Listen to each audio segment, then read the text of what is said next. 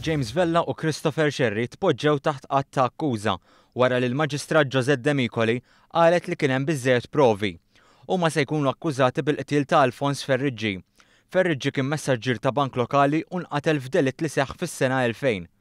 Brabta ma' dan il-każ, diġà hemm żewġ persuni oħra li nstabu ħatja u weħlu sentenza ta' ħabs.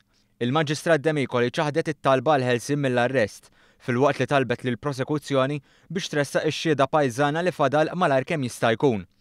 Waqt li tkompla jinstema' l-każ, ix-xhud Chris Manjon qal li fil-5 ta' filgħodu tal-jum li fih seħħ il-każ kien fuq il-bejt u sema' sparatura. Spjega kif ġar tiegħu qallu li sparaw lil xi ħadd u minħabba li huwa kien iwettaq ħidma ta' salvataġġ mar fuq il-post biex jagħti l-ewwel għajnuna. Hemmhekk huwa sab li l-vittma b'nofs wiċċu mtajjar, iżda kien għadu ħaj, madankollu miet ftit tas-sekondi wara.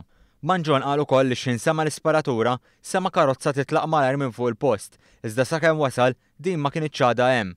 L-avukat Franco De Bono li qed jidher ż-żewġ imputati qal li hemm ċans li tkun ppreżentata kawża kostituzzjonali għal nuqqas ta' smigħ xieraq f'dan il-każ.